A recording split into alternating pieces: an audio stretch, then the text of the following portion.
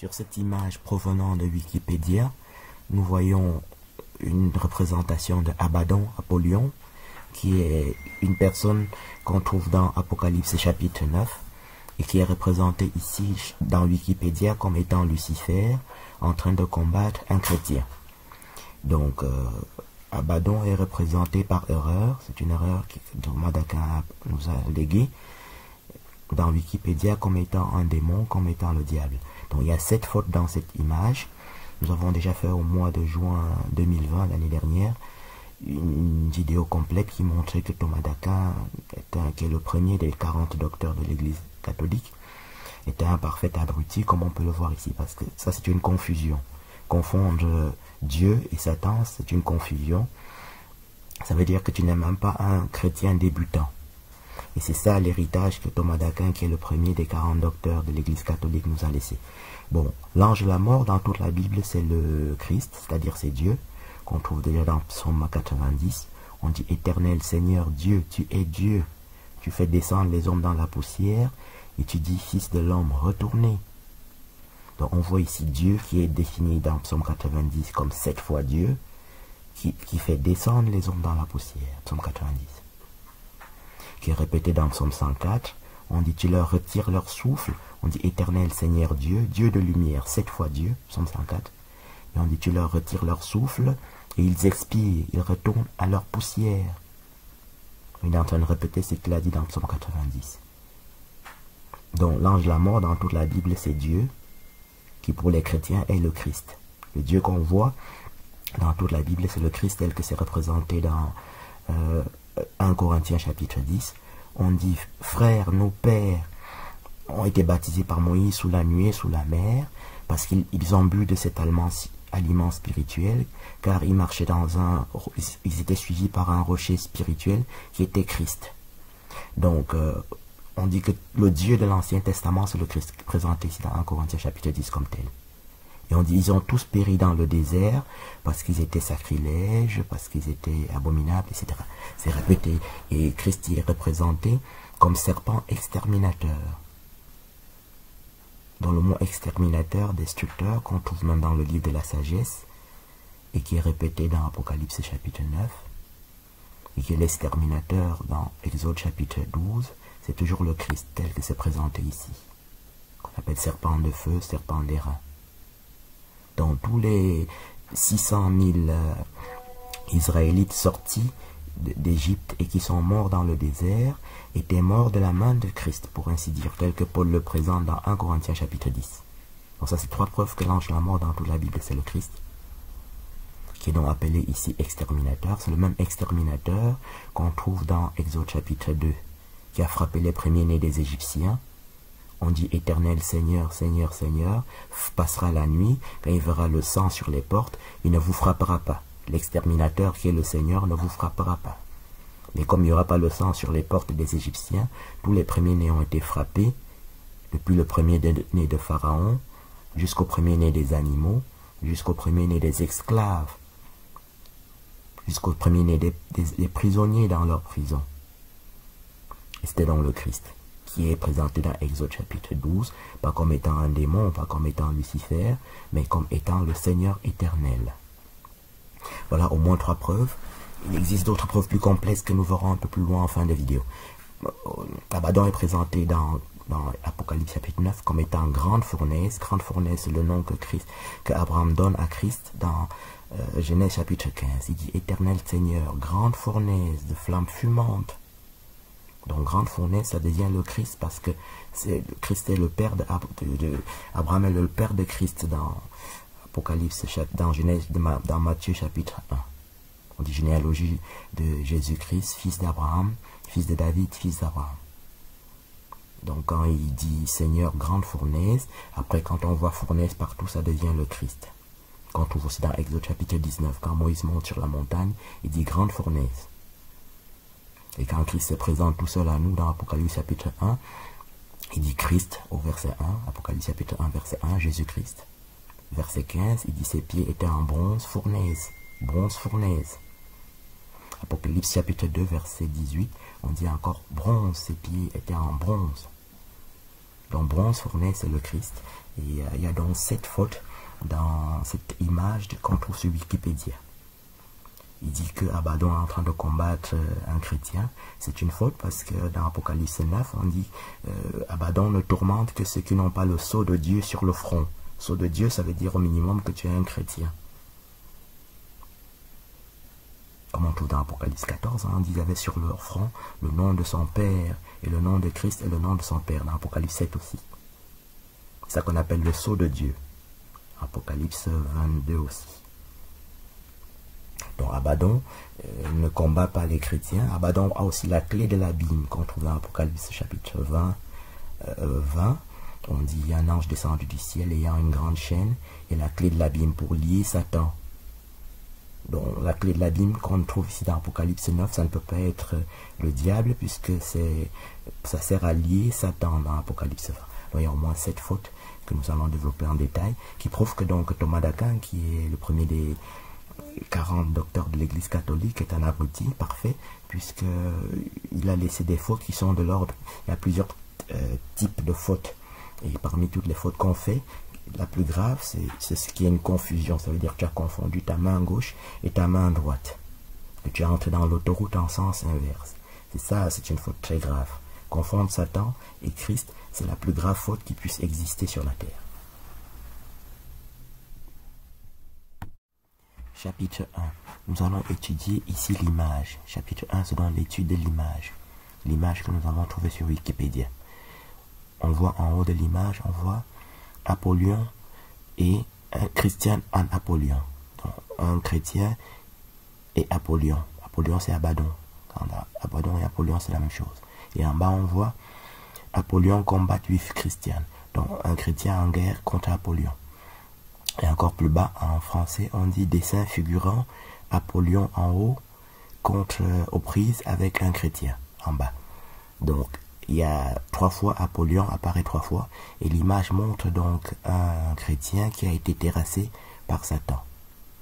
Puisque Wikipédia donne tous les noms de Satan à Apollyon. Il l'appelle Lucifer, démon, Satan. Mais nous sommes en train d'expliquer que Apollyon, Abaddon, c'est le Christ. Dans chapitre 1, nous étudions ici l'image. Nous allons étudier chaque chose, chaque thème, chapitre par chapitre, au ralenti. Ici, nous sommes en train de faire le ralenti de l'image introductive.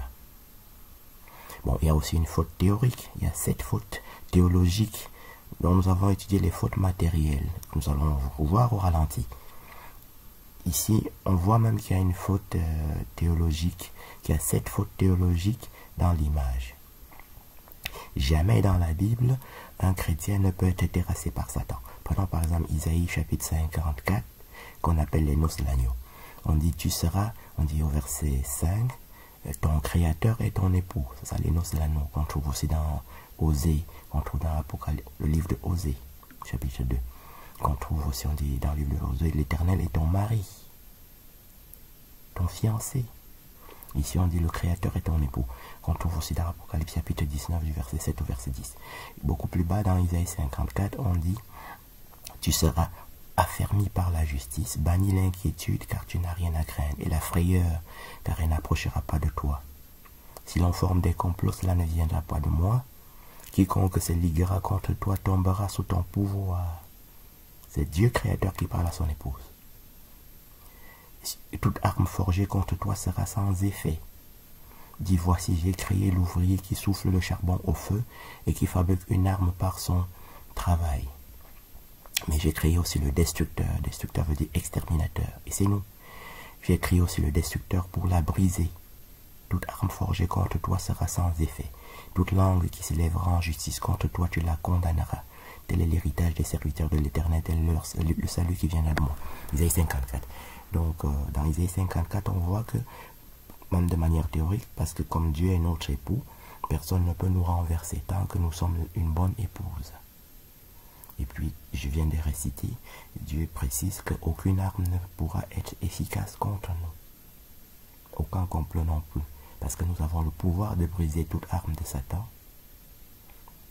Et que même quand nous n'userions pas de ce pouvoir, Dieu a déjà prédit que cette arme de Satan, quelle qu'elle soit, est inopérante, sera inefficace.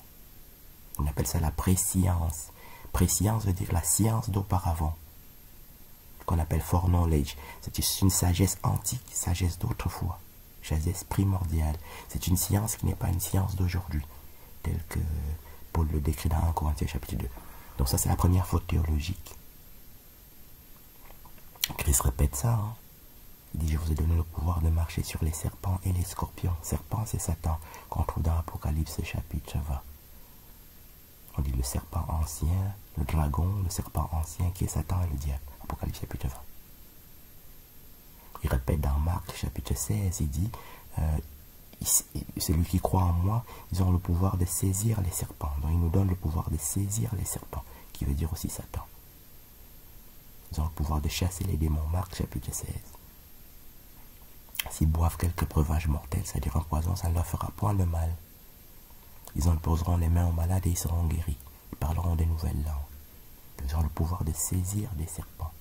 Saisir veut dire, un serpent vient vers toi, il fuit tout seul, hein, parce que tu vas l'attraper même. Marc chapitre 16. Christ a précisé, c'est dans Psaume 91. Hein. Nous avons étudié Psaume 90, nous allons y revenir au ralenti. Ici, dans Psaume 91, qui suit Psaume 90, que nous avons déjà commencé d'étudier. Psaume 91, Christ dit, il piétinera, il marchera, qui nous a donné le pouvoir de marcher sur des lionceaux et des dragons. Il dit, aucune peste ne peut nous atteindre, aucun ravage ne peut nous atteindre. Psaume 91. Il foulera le lionceau et le dragon. Psaume 91. Il dit encore, dans Jean chapitre 10, il dit, je suis la porte au verset 7 et au verset 10. Et un peu plus bas, il dit, j'ai le pouvoir, la veille de sa mort, il dit, personne ne me l'ôte, j'ai le pouvoir de la donner et j'ai le pouvoir de la reprendre. Il a deux pouvoirs, un pouvoir sur le corps et un pouvoir sur l'âme. Et après sa résurrection, dans Matthieu chapitre 28, verset 18, il dit, tout pouvoir m'a été donné dans le ciel et sur la terre. Matthieu chapitre 28, verset 18. Tout pouvoir, il a le pouvoir sur le corps, sur l'âme et sur l'esprit. Il le dit, hein, il dit dans l'évangile, il dit, craignez celui qui a le pouvoir de tuer le corps et de tuer l'âme. Il dit que c'est lui. Hein. Il dit que c'est lui qui tue le corps et qui a le pouvoir de tuer le corps et de tuer l'âme en mettant l'âme dans la géhenne. Il ne le dit pas ici dans l'évangile, mais il le dit dans Thessaloniciens. Il dit qu'il peut frapper l'esprit d'égarement, d'étourdissement. De Thessaloniciens chapitre 2. Qu'on trouve dans Deutéronome. Hein. Il frappe l'esprit d'aveuglement, d'étourdissement, d'égarement. Deutéronome chapitre 28. Tel qu'il avait frappé Sodome et Gomorrhe, hein, les gens qu'il les avait frappés dans Genèse chapitre 19, d'aveuglement, qui est répété dans Zacharie chapitre 12. Il dit qu'il frappe, et c'est un pouvoir qu'il nous donne en fait. Hein. Dans Jean 14, il dit, celui qui croit en moi fera les œuvres que je fais, il en fera des plus grandes. Donc nous qui sommes l'épouse de Christ, nous avons plus de pouvoir que le Christ. Hein. Je ne dis pas ça sous ma responsabilité, je dis ça sous la responsabilité de Christ parce que c'est ce qu'il a dit dans Jean 14. Donc nous-mêmes avons un pouvoir sur le corps, sur l'âme et sur l'esprit. C'est-à-dire par exemple théoriquement et même de manière concrète de frapper l'adversaire d'aveuglement, d'étourdissement, de délire et d'égarement qu'on trouve aussi dans Zacharie chapitre 12. Il dit je vous ai donné le pouvoir, il est en train de parler de ça. Hein. Il ne donne même pas un pouvoir équivalent au sien. Il dit dans Jean 14 qu'il fera des œuvres plus grandes encore. Donc il y a une faute théologique qui est grave que nous allons détailler. Il y a 7 fautes théologiques ici dedans, puisque Satan ne nous terrasse jamais. Cuirasse, on trouve dans Apocalypse chapitre 9, on dit cuirasse de feu. Dans Psaume 7, on dit les traits enflammés du démon, les flèches enflammées du démon, qu'on trouve dans Éphésiens chapitre 6. Et si Satan nous envoie des flèches enflammées, nous ne pouvons théoriquement contrer ces flèches qu'avec un bouclier de feu, qu'on appelle ici dans Apocalypse 9, cuirasse de feu. Bon, Christ dit dans Apocalypse chapitre 4 qu'il est, on dit sur le trône, il y a une pierre de jaspe et de sardoine. Le jaspe, c'est une pierre brute. Christ, c'est une pierre brute hein, qu'on trouve dans Apocalypse chapitre 20 et dans Deutéronome 27. Donc, pierre, c'est le Christ. Quand tu dis rocher, pierre, etc. C'est le Christ. Caillou même, c'est le Christ aussi. Il dit, je donnerai un caillou blanc. Dans Apocalypse 2 et dans Apocalypse 9. Et 3. Donc, pierre, caillou, rocher, c'est le Christ qu'on trouve dans Isaïe chapitre 5. Il y a un tourbillon qui est un chérubin. Et il dit donc que le Christ est donc une pierre brute et la sardoine et il dit donc sur le trône il y avait une pierre de sardoine et la sardoine c'est une pierre qui est noire dans sa forme, qui est noire comme du charbon. Dans sa forme brute, c'est-à-dire quand elle n'est pas travaillée par l'orfèvre, elle est totalement noire comme du charbon. Et dans Apocalypse 9, on trouve Hyacinthe, qui est aussi une pierre noire comme du charbon, sous sa forme brute.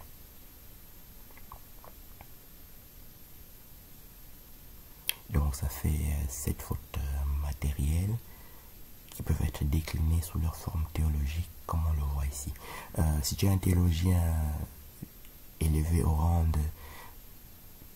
de Angélique, hein, Thomas d'Aquin, le docteur Angélique, tu ne peux pas laisser l'humanité avec quelque chose comme ça, hein, avec des erreurs comme ça, graves. Parce qu'il y a 3 livres dans la Bible.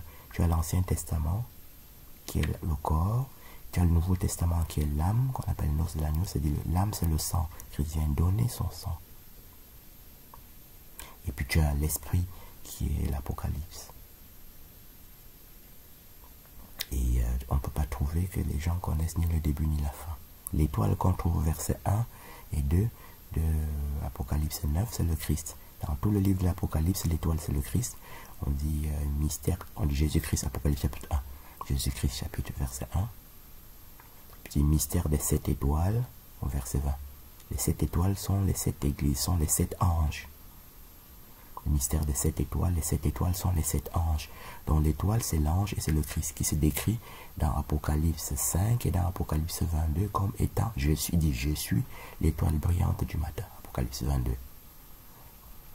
Donc dans tout le livre de l'Apocalypse, au minimum, l'étoile, c'est le Christ. Et fumée, c'est les anges qu'on appelle le séraphin dans Isaïe chapitre 6. On dit séraphin, séraphin, fumée, fumée. Apocalypse chapitre 15, on dit les 7 anges, fumée. Et sauterelle, c'est la grande armée de Christ. Joël chapitre 2, on dit sauterelle, ma grande armée. Et lion, c'est ce qu'on appelle dans Apocalypse chapitre 5, lion de la tribu de Juda.